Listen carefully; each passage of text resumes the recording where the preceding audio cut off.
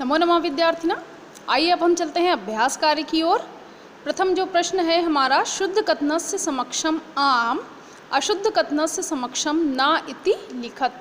अर्थात जो शुद्ध सही वाक्य हैं उनके सामने आपको आम अर्थात हाँ, और जो अशुद्ध गलत वाक्य हैं उनके आगे आपको ना लिखना है।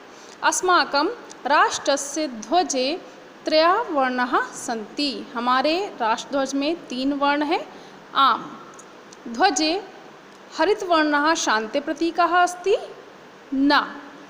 ध्वजे केसरवर्णः शक्त्याः सूचकः अस्ति। ध्वज में जो केसर रंग है, केसरिया रंग है, वो शक्ति का सूचक है। आम चक्रे 30 सन्ति।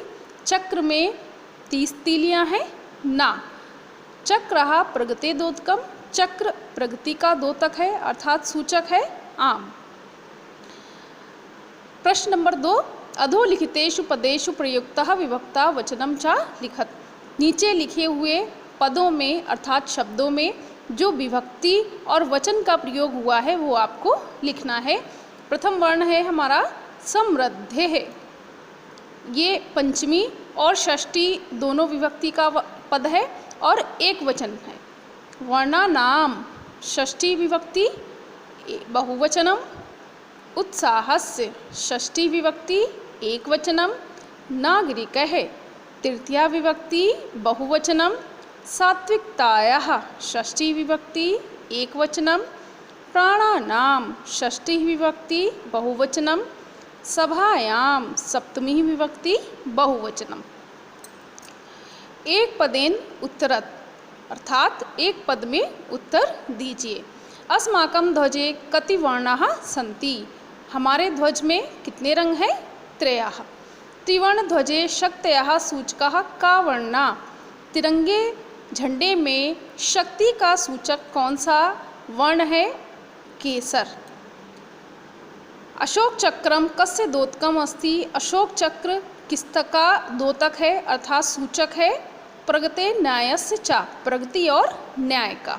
त्रिवर्ण ध्वजः कस्य प्रतीकः। त्रिवर्ण ध्वजा अर्थात तिरंगा झंडा किसका प्रतीक है? स्वाधीनतायाः राष्ट्र गौरवस्य च, स्वाधीनता और राष्ट्र गौरव का। एक वाक्येन उत्तरत, एक वाक्य में उत्तर दीजिए। पहला जो हमारा वाक्य है, अस्माकं ध्वजे कति वर्णाः सन्ति।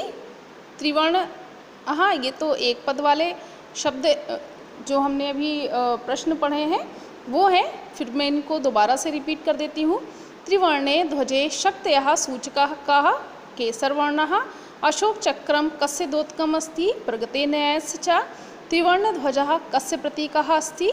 स्वाधीनताया राष्ट्रगौरवस्य च। अब देखिए पूर्ण वाक्येन अर्थात पूर्ण वाक्य में जो आपको प्रश्नों के उत्तर देने हैं। प्रथम हमारा प्रश्न है, अस्माकं ध्वजस्य श्वेतवर्णः कस्य सूचकः। हमारे झंडे में सफ़ेद रंग किस बात का सूचक है?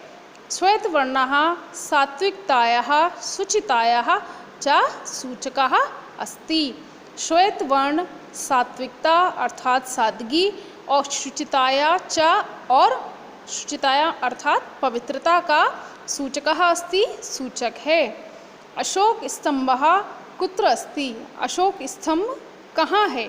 अशोक स्तंभः सारनाथे अस्ति। अशोक स्तंभ सारनाथ में है।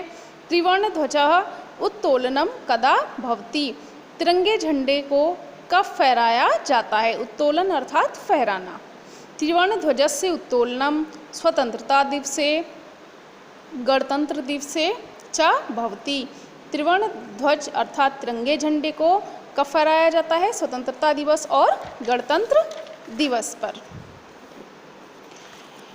अशोक चक्रे कति अरः सन्ति। अशोक चक्र में कितनी अरः अर्थात तीलियाँ हैं? अशोक चक्रे चतुर्विंशति अरः सन्ति। अशोक चक्र में चतुर्विंशति अर्थात 24 तीलियाँ हैं। तो अशोक चक्र में कितनी तीलियाँ हैं? अशोक चक्र में 24 तीलियाँ हैं। हमारा अगला अभ्यास है, अधोलिखितेषु वाक्येषु रेखांकित पदानि आधृत्य प्रश्न निर्माणं कुरुत। अधोलिखित अर्थात नीचे दिए गए वाक्यों में रेखांकित, जिन शब्दों के नीचे रेखा खींची हुई है, उनको आधृत्य अर्थात हटाकर प्रश्न का निर्माण कुरुत कीजिए। अस्माकं त्रिवर्णध्वजः विश्वविजयी भवेत्। तो इसमें देखिए बच्चों, हम त्रिवर्ण ध्वजः जो शब्द है, इसके स्थान पर कह शब्द का प्रयोग करेंगे और पूर्ण विराम को हटाकर आपका प्रश्नवाचक चिन्ह लग जाएगा। तो ये हमारा प्रश्नवाचक वाक्य बन जाएगा, अस्माकं कः विश्वविजयी भवेत्। स्वधर्मात् प्रमादं वयं न कुर्यामः। इसमें भी प्रमादम के लिए हम प्रश्नवाचक शब्द कम का प्रयोग करेंगे, स्वधर्मात् कम वयं न कुर्यामः। और यहाँ पर भी हम प्रश्नवाचक वाक्य के लिए प्रश्नवाचक चिन्ह का प्रयोग करेंगे। एतत् सर्वम् अस्माकं नेत्राणां सद्बुद्धः सत्फलम्। यह सब हमारे नेताओं की सद्बुद्धि का सत्फल है। अब देखिए, सद्बुद्धि ये स्त्रीलिंग शब्द है, इसलिए हम यहाँ पर कस्यः इस शब्द को प्रयोग करेंगे और पूर्ण विराम के स्थान पर प्रश्नवाचक चिन्ह का प्रयोग करेंगे। शत्रुणां समक्षं विजयः सुनिश्चितः भवेत्। शत्रुओं के समक्ष विजय सुनिश्चित हो। शत्रुणां के स्थान पर हम प्रश्नवाचक शब्द के शाम का प्रयोग करेंगे और पूर्ण विराम के स्थान पर प्रश्नवाचक चिन्ह का प्रयोग करेंगे।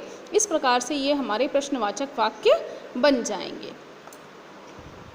अगला अभ्यास है, उदाहरण अनुसारम समुचित पदे रिक्त स्थानानि पूरयत। अर्थात जो एक उदाहरण दिया हुआ है उसका अनुसरण करते हुए जो है हमें इन पदों को, जो रिक्त स्थान दिए हुए हैं, उनको पूर्ण करना है। देखिए, प्रथम जो उदाहरण दिया हुआ है, पट्टिका षष्ठी, पट्टिकायाम, पट्टिकयो, पट्टिका नाम। तो आपको इन शब्दों का जो है कौन सा वचन है, एक वचनम, द्विवचनम, बहुवचनम, जहाँ पर जो रिक्त स्थान है उसको पूर्ण करना है। शब्द के साथ उसकी विभक्ति भी दी गई है। अग्नि शिखा, आपको सप्तमी विभक्ति का रूप पूरा करना है। तो देखिए, सप्तमी विभक्ति द्विवचन होगा अग्नि शिखायोः, बहुवचनम अग्नि शिखासु। सभा चतुर्थी विभक्ति में सभाएः, सभाभ्य अहिंसा द्वितीय विभक्ति में अहिंसेः, अहिंसः। सफलता पंचमी विभक्ति सफलतायाः, सफलतायाभ्य। सूचिका तृतीय विभक्ति सूचिकाभ्याम, सूचिकाभि। अब देखिए, इस अभ्यास में आपको मिलान करना है। केशरवर्णः सौर्यस्य त्यागस्य च सूचिका, हरितवर्णः सुषमाया उर्वरताया च सूचिका, अशोक चक्रम स्वाधीनताया राष्ट्रगौरवस्य च प्रतीकः, त्रिवर्णध्वजः प्रगते न्यायस्य च प्रवर्तकम्। त्रिवर्णध्वजस्य स्वीकरणं 22 जुलाई 1947 तमे वर्षे जातम्। धन्यवाद।